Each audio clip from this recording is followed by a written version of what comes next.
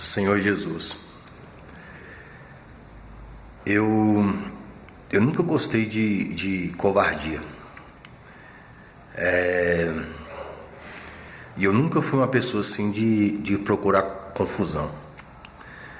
A maioria das brigas que eu já tive, quando, quando eu era mais jovem, ali na adolescência, entrando ali na fase adulta ali, a maioria das brigas que eu entrei, foi tudo por causa de amigo, conhecido. Eu particularmente não lembro assim uma briga minha mesmo assim, de eu procurando brigar com alguém ou caçar confusão com alguém assim. Eu não consigo lembrar. Eu consigo lembrar de brigas, de confusões e tudo assim dos outros, né? Comprando briga dos outros, como se diz, né? Entrando em treta dos outros, os outros me chamando. Às vezes acontecia de chegar quatro, cinco colegas, né, amigos assim, vamos assim dizer, né? E, Wes, vamos ali pegar um cara ali, vamos ali quebrar um cara ali. E eu não ia, que eu falava assim, quantos caras são lá? Não, é só um que nós vamos quebrar. Aí, quatro, cinco caras pra bater em um, e ainda estavam me chamando. Naquela época, só eu, se pegasse um camarada já triturava, imagine eu com mais quatro, mais cinco. Não, eu nunca gostei dessas fitas, não.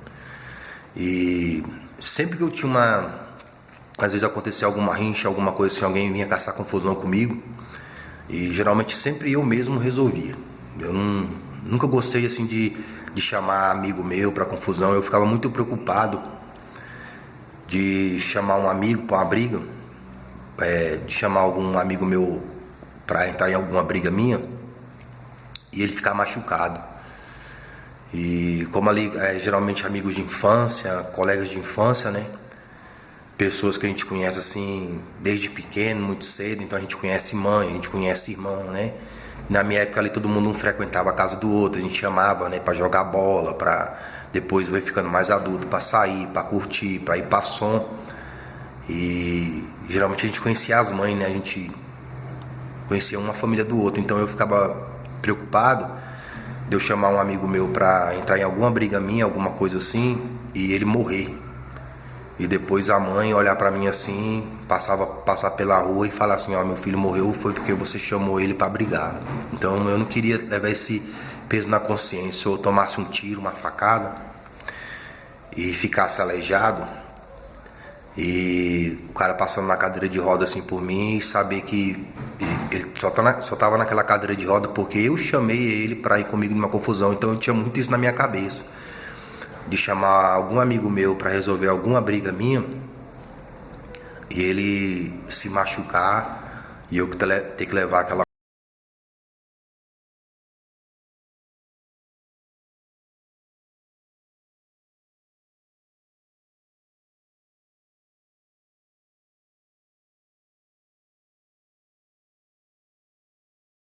bem. Eu lembro de uma situação que eu passei com uma pessoa, eu tava com um amigo meu, né? Ele tá aí no Face aí, o Risco. É o nome do apelido do cidadão, Risco.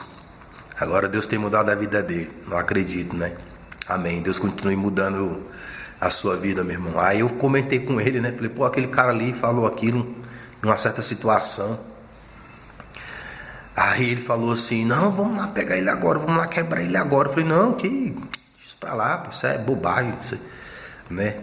E ele já foi indo lá pra. Eu falei, não, não, vai não, meu irmão, deixa quieto. Aquilo ali não compensa não. Enfim. E naquela época ali tinha amizades assim, né? Camarada que se ele soubesse que alguma coisa estava vindo pro meu lado, ele mesmo já se oferecia, ele mesmo já entrava na confusão sem eu chamar ou algo parecido, né? Tenho conhecidos, não só em uma classe social, que se eles soubessem da questão aqui do que aconteceu aqui, com os vizinhos aqui, né, que tá no vídeo anterior, um vídeo de baixo aí, pessoal perturbando aí na madrugada aí, ainda se achando os tais, né? E eles mesmo iam querer comprar confusão, eles mesmo iam querer resolver, mesmo se eu não chamasse eles, tá entendendo? E mesmo sem eu saber, eles já iam querer resolver, tá entendendo? E eu já falo logo aqui, caso alguém desse esteja ouvindo, não faz nada não, meu irmão. Deixa isso na mão do Senhor. Deus sabe como resolver todas as coisas. Da maneira de Deus é melhor. Eu até contei aqui no testemunho, né? Que eu trabalhei num lugar, e só repetindo, realmente para quem não ouviu, eu trabalhei no Ministério Público Militar ali, eu fazia vigilância, aí um colega de serviço, ele falou que eu ia ter que mentir, né? Porque ele ia faltar quarta-feira o serviço, e tinha um fiscal, né, que fazia a ronda, e quando perguntasse por ele, falar que ele estava no prédio, porque ele ia ter que faltar aquele dia de serviço. Eu falei para ele que não poderia fazer aquilo. Aí ele falou que tinha um compromisso que ele não podia deixar, então por isso que ele não ia poder vir.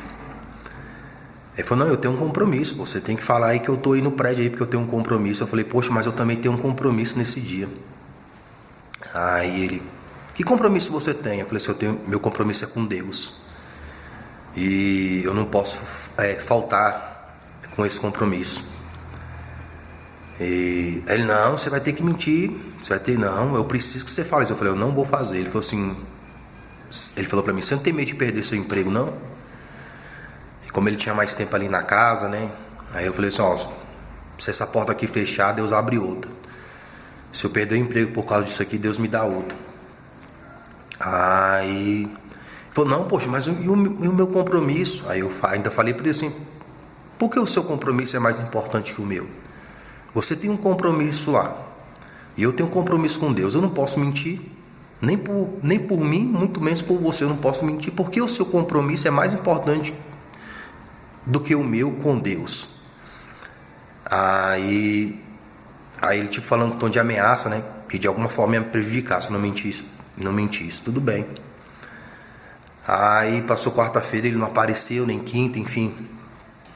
E ele apareceu na outra semana. Entrou alguma coisa aqui no olho.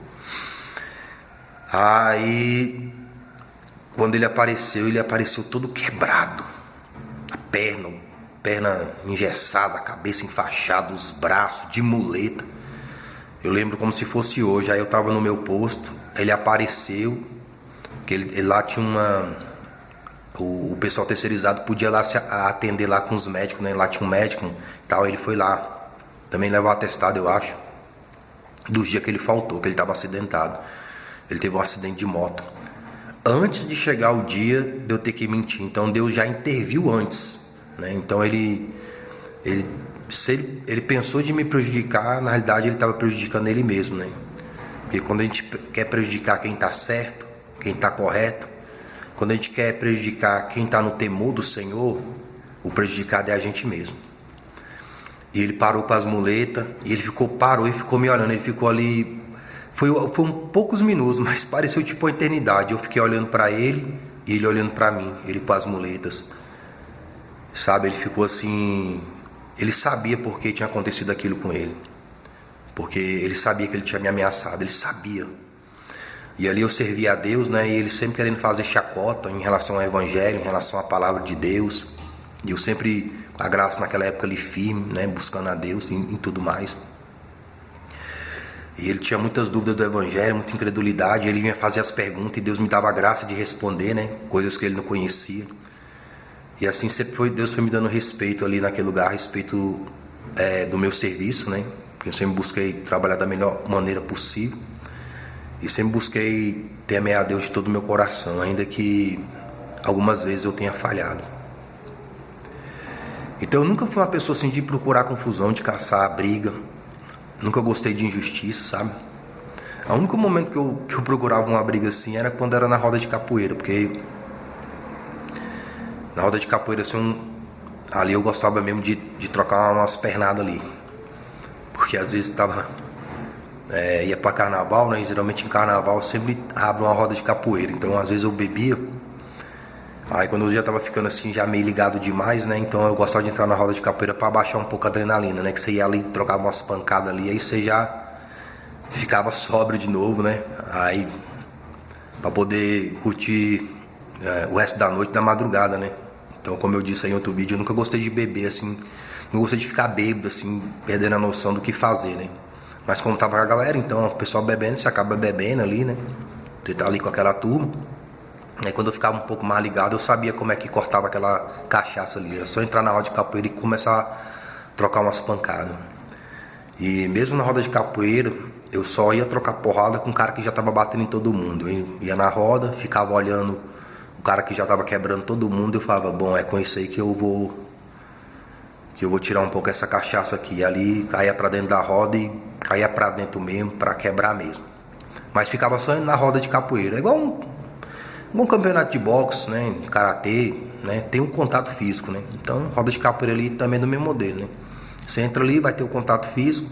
Mas quando eu entrava na roda que o cara só queria jogar na moral, então eu também só jogava na moral. Quando eu vi que o cara era batedor, que ele queria bater, aí eu batia também, entendeu? Na época também ganhava um respeito por causa disso. Então eu nunca gostei de covardia. Eu nunca gostei assim de injustiça. E hoje, servindo a Deus, muito mais, sabe? Então, hoje, a minha confiança não está no meu físico. Hoje a minha confiança não está em arte marcial. Hoje minha confiança não está em revólver. Hoje a minha confiança está no Senhor Jesus Cristo. A minha confiança está na palavra de Deus. A minha confiança está no poder de Deus. E o Senhor tem me dado graça para continuar confiando em seu poder e nos seus livramentos. Como eu disse no vídeo anterior, se fosse uns anos atrás, com certeza eu não estaria fazendo esse vídeo aqui. Pessoas fazendo algazarra 3 horas da madrugada, bêbados, com gritarias, a pessoa buscando descansar, buscando dormir. E aí você abre a janela para confirmar o fato, né? Vou gravar ali um vídeo, né? Da barulheira, da perturbação. Aí pessoas ficam se achando com a razão, achando que são dono da razão, 3 horas da madrugada, com som estrondando daquela maneira, trazendo perturbação. E a pessoa que quer dormir, que está descansando, que está querendo confusão. Foi o Natal. Eu fui para congregação e minha mãe preparando as coisas aqui, né? A ceia para receber a família, para receber os amigos. Minha mãe passou o dia anterior trabalhando nessa ceia. Minha mãe passou a madrugada trabalhando nessa ceia, sabe? E minha mãe ainda foi para a igreja. Ela arrumou tudo, foi para a igreja, voltou, continuou arrumando. E eu fui também para a igreja no dia do Natal. Quando eu chego da igreja, eu fiquei até um pouco mais lá, né? Porque acabou o culto, eu ainda fiquei orando um pouco mais. Aí quando eu chego em casa, que eu acho que era, não sei se era meia-noite, 1h, os vizinhos com som estrondando. E era um funk. Em comparação, o dia do Natal para a madrugada do sábado estava baixo. Porque domingo eles estavam com um som tão alto que a casa toda tremia. Eles mexem com um negócio de som, né? Som automotivo, os carros, né? O carro parece uma boate, né? Alto-falante, tudo assim, né? Então a casa toda tremendo. Quando eu cheguei em casa, a janela tudo fechada e tava calor aquele dia, tava tão calor. E as janelas fechadas, as portas fechadas e minha família toda encolhidinha dentro de casa. Quando eu olhei assim, por causa das letras, né, das músicas, né, aquele funk, época de Natal, irmãos. E esses funk pornográficos tocando, sabe? E aquele som dentro de casa, janelas tremendo. Minha família toda sem graça, mal dava pro pessoal conversar, irmãos. E a gente não pôde ali comemorar simbolicamente o nascimento de Cristo, irmão. Uma época... Por isso que essa geração, cada geração ela é pior do que a outra, irmão. Porque na minha época, a gente curtia, a gente fazia muitas coisas também, né? e tudo, mas quando era época de Natal as pessoas tinham respeito, irmão. Mesmo as pessoas que não eram crente, mesmo as pessoas que não tinham religião tinham respeito de se reunir com a família, de se confraternizar com a família, né? De ter aquele sentimento mais de pureza, né? Não tinha essas bagunças. Hoje em festas e feriados religiosos, irmão, as pessoas não ligam mais pra nada. É uma geração que não tem respeito com nada. E nessas festas, crianças pequenas, irmão, músicas pornográficas, tem crianças, sabe? As pessoas parecem que não se importam mais com nada, irmão. Realmente um dos grandes sinais da volta de Cristo, irmão, para mim não é nem tanto terremoto, maremoto, essas destruição, vírus. Para mim, assim, um dos maiores sinais da volta de Cristo é a falta da sociedade, da família, até dos pais, a falta de temor a Deus, irmão. As pessoas na minha época, mesmo que não tinham Cristo como único Senhor e Salvador, elas tinham a noção de Deus, elas tinham respeito. Elas tinham respeito pelas pessoas, pelas famílias. A gente às vezes estava fumando maconha mesmo, e às vezes vinha famílias, crianças, e a gente já fumava longe. Às vezes quando a gente colocava o braço para trás, às vezes a gente ia para dentro do mato, a gente ia para um lugar mais afastado, né? Por respeito às famílias, respeito às pessoas.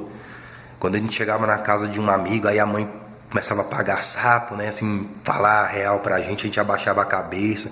Eu já escutei amigos meus, camaradas de rocha mesmo, caras assim que não dá mole mesmo assim, e a mãe falando com eles assim, eles abaixando a cabeça. Eu ficava admirado com aquilo. Eu falava, pô, esse cara é mó, entre aspas, mó malandro, cara é de rocha.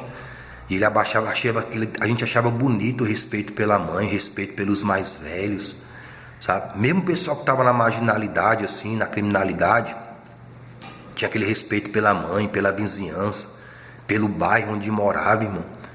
E você numa época de Natal, as pessoas tocando funk pornográfico, estrondando, o som estrondando. Naquele dia eu fiquei com raiva, irmão. Aquele dia eu fiquei com raiva, olhando minha família assim, as visitas, foram embora mais cedo. Não dava para ficar aqui em casa, irmão. O pessoal, acho que não foi nem 1 hora da manhã, foi embora. E o pessoal, os vizinhos tocando aquele som estrondando, rebentando tudo.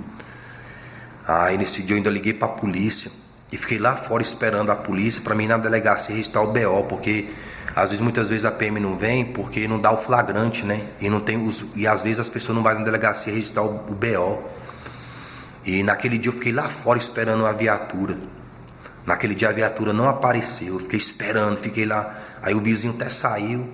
Ei, Wes, tudo bem? Eu falei, tudo bem o quê, rapaz? Como é que tá tudo bem? Você com um som estrondando dessa altura aí, uma barulheira dessa, época de Natal. E aquele dia ali, eu realmente ali... Aí ele tava com a mulher dele, com a filhinha dele. Minha família tava aí, minha família não pôde nem curtir. Minha família a gente não pôde nem comemorar aí uma época simbólica dessa. E você com barulho desse jeito aí, fazendo uma barulheira dessa aí. E ali Deus também deu livramento. Aí um foi pra minha frente dos colegas dele, né? E o outro ficou no portão, foi saindo já aquela galerinha. Eu falei, que isso daí você está fazendo na minha frente aqui? E aquele outro lá? O que vocês estão querendo? Né? E tudo assim. Porque de galera todo mundo é o tal, né? Com turminha todo mundo se acha o tal, né? O negócio que eu quero ver é se for no mano a mano. Enfim, mas eu não tinha esse negócio não.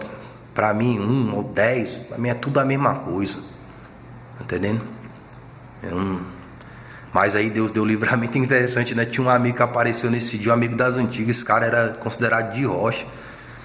E ele apareceu na rua e eu tava conversando com ele, esperando a viatura. Quando ele viu os vizinhos, viu os caras, ele saiu, foi voado.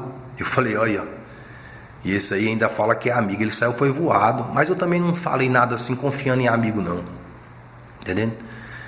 Aí depois eu fui no vizinho pedir desculpa pra ele, né? Porque ele tava na frente da mulher dele, da filha dele. Eu não sabia ali que era a mulher dele, a filha dele, né? Eu pedi desculpa, não foi por ter falado, mas foi a forma que eu falei, né? E ali diante da esposa, diante da filha. Então eu não achei legal não. Devia ter falado assim mais particular com ele. Aí nós conversamos, né? Depois expliquei a situação pra ele, né? O contexto. Aí ele falou que entendeu, que não sei o quê, que ia diminuir, que não sei o que, mas sempre uma vez ou outra, pô. Aí aumenta esse som aí, tá vendo? estrondando aí. Eu tinha muito mais vídeos, eu tinha outros vídeos de várias outras gravações, de perturbação do sossego, de bagunça, de briga e de tantas outras coisas mais. Eu até apaguei, joguei fora, né, em consideração. Falei, não, vou levar isso pra frente não. Aí quando foi agora, na madrugada desse sábado, 3 horas da madrugada, os camaradas ligam o som estrondando. Aí eu abri a janela, né, para fazer a filmagem, caso desse algum BO, né? Então você na justiça lá mostra, ó, o que eu tô falando não é só palavras não, tá? E aí filmei. Aí o pessoal viu e eu sabia, eu abri a janela mesmo, escancarei, era para ver mesmo que eu tava filmando mesmo. Eu não faço coisa escondido não. Eu sou quem eu sou. Tanto é que pra ele eu até falava pra ele, ó, quando eu já chamei a polícia aqui, vocês fazendo barulho, eu falo, não tem esse negócio de ficar escondendo não. Não tem falsidade não. Quando sou eu falo mesmo, entendeu? Deus me chamou foi para ser sincero, verdadeiro, foi para ser falso, fingido não. Aí abri a janela, filmei, entendeu? Não filmei assim a galera em si, filmei só mais assim o barulho em si mesmo assim, né? Porque a intenção era mostrar que tava tendo perturbação. Aí eu fechei a janela depois. Aí alguém lá ficaram falando, ah, quer confusão, quer briga, né? Tipo ameaçando. Aí eu abri a janela de novo e fiquei olhando pra galerinha que tava lá, né? Aí ninguém falou mais nada. Ficou todo mundo calado, todo mundo piando. E eu ali olhando ali, né? Olhando aquela situação ali, olhando, ver que é negócio de porrada, negócio de confusão. Eu queria saber mesmo quem é que tava falando, quem é que tava dizendo. Aí ninguém falou nada, beleza, aí fechei a janela. Aí fui para outro quarto, porque eu não posso nem ficar no meu quarto mesmo, porque no meu quarto mesmo não dá. Eu vou para outro quarto um pouco mais distante, mas o som tão alto que tá indo até pro outro quarto. Aí do outro quarto dá para escutar, né, o que eles conversam lá embaixo, porque aqui a casa é de andar, então eles conversam. Aí eles conversando entre eles lá, né, ah, não sei o que, brigar, confusão, que não sei o que, tipo ameaçando, né, mas conversando entre eles, não comigo. Aí abaixaram o som, aí aumentou um pouco depois abaixou, depois não ligou mais. Aí começaram lá a discutir, e eu escutando, falando, né, como se eu estivesse perturbando eles, né, como se eu estivesse incomodando eles. A pessoa tá com o som ligado, estrondando, gritando, bêbados, na época de pandemia, né, onde as pessoas precisam dormir, descansar. Quando as pessoas geralmente, às vezes a pessoa tem um dia ruim, a pessoa passa o dia cansado, fadigado, não consegue resolver as coisas, é porque muitas vezes não teve uma boa noite de sono, né? Você não dormir bem interfere tanto no momento de você não estar dormindo bem, de vocês, porque tem certos hormônios, né, que eles só trabalham com mais eficácia quando você está dormindo, né? Quando você está descansando à noite. Aí a pessoa passa aquele dia para resolver as coisas cansado, fadigado. E quando era o bar, que ainda tem um bar na frente que funcionava, agora eu acho que está parado por causa da pandemia, não sei. Ainda era pior, porque ficava madrugado o bar fazendo aquela barulheira, aquela zoeira toda, a gente não dormia aqui direito. Aí quando era de manhã cedo, tinha que trabalhar, resolver as coisas, a gente cansado, fadigado, os olhos doendo, a cabeça doendo, né, por não ter dormido cedo. E eles dormindo a manhã toda, tranquilo, no maior sereno, né, que aqui é perto da mata, né, então aquela tranquilidade. Então, na hora da gente dormir, a gente não podia dormir bem, por causa da perturbação. Aí quando é de madrugada, de manhã cedo, eles dormem tranquilo, até meio-dia, 1 hora, e a gente tem que fazer nossas ocupações do dia, cansado, os olhos doendo, a cabeça doendo, né, por não ter conseguido dormir direito. Então, e antes do bar ainda era pior, que todo dia fazia festa, era barulheira, som, 7 anos aturando isso, nunca reclamei, nunca falei nada.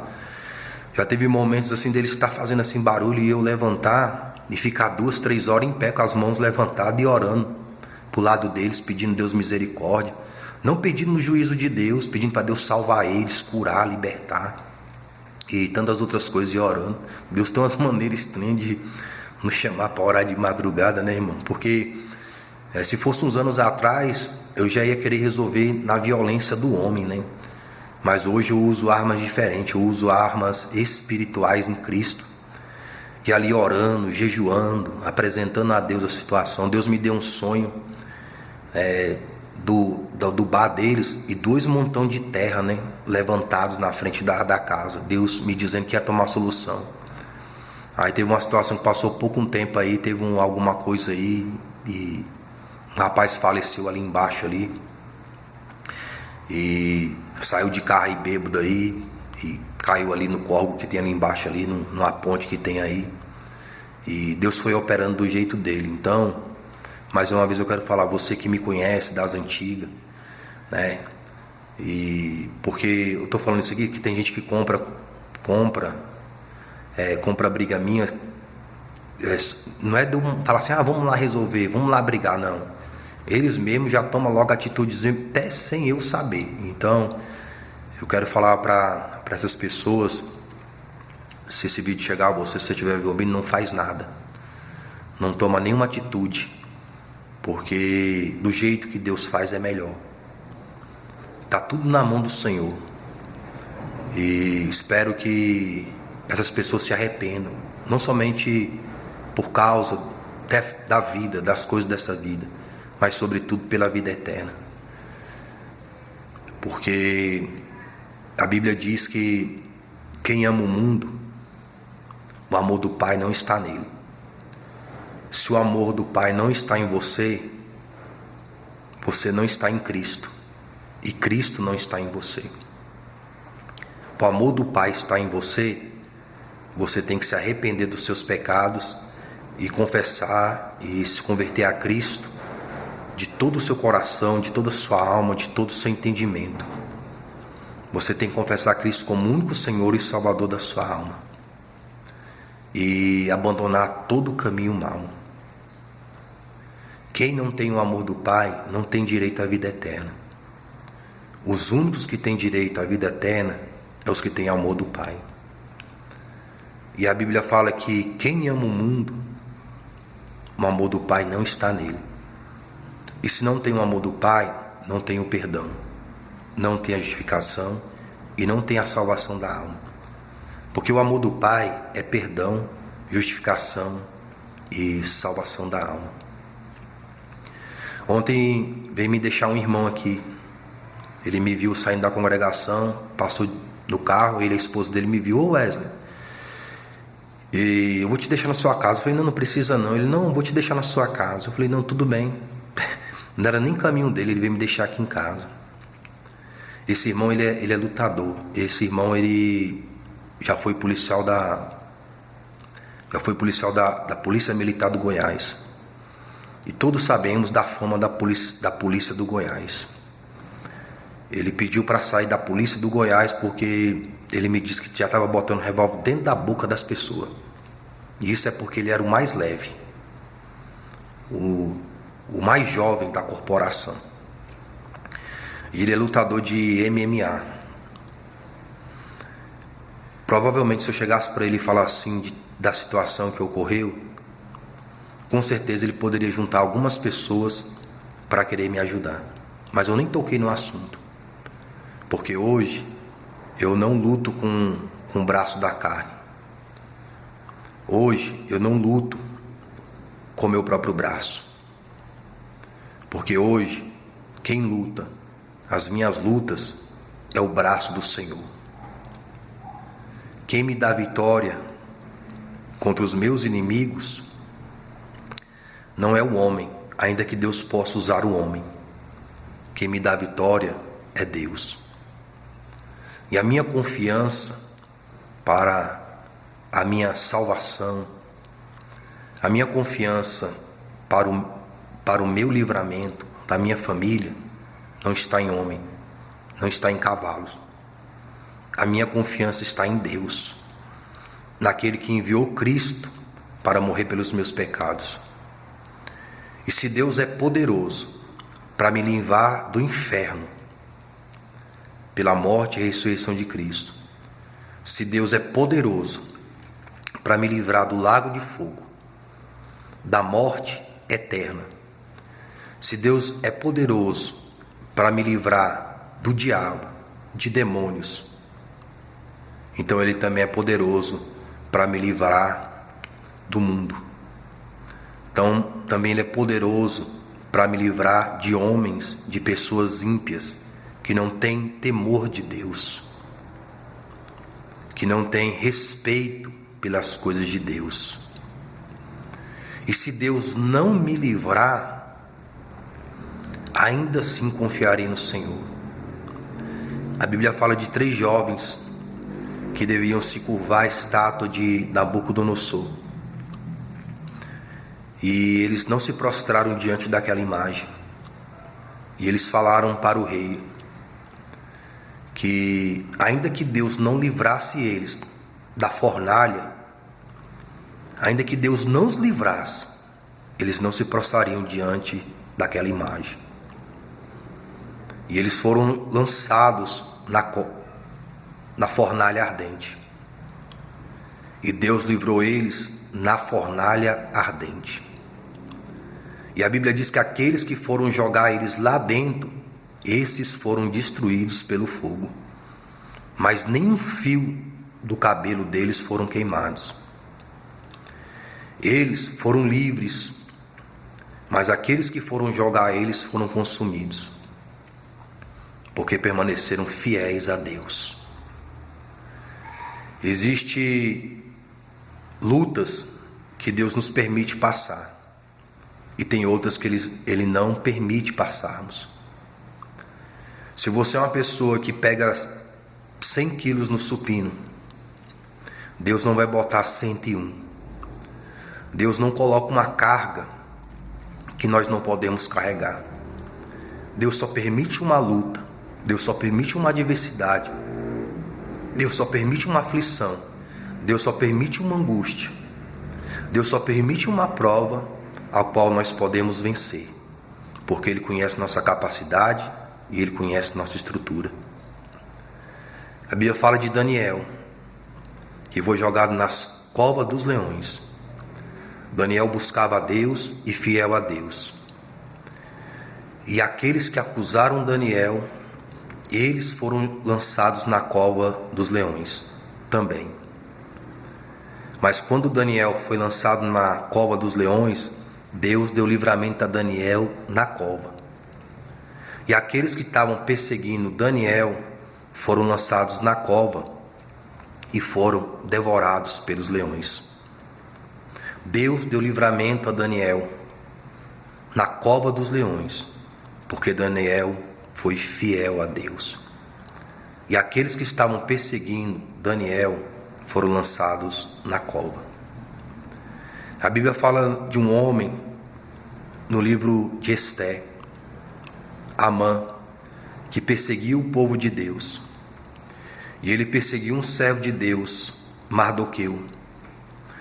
E ele fez uma forca para matar Mardoqueu. Mas quem morreu na forca foi ele mesmo. Não somente ele, mas os seus filhos também. O inimigo, ele prepara uma forca para a gente. Mas na realidade, eles cairão em suas próprias armadilhas. Porque Deus, Ele é poderoso para dar o livramento.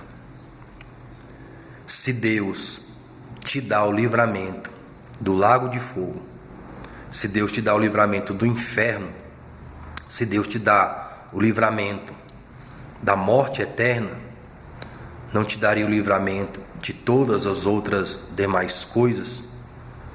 Deus sempre guardou o seu povo. Mesmo o seu povo sendo infiel, Deus os guardou. Se Deus guardou o povo infiel,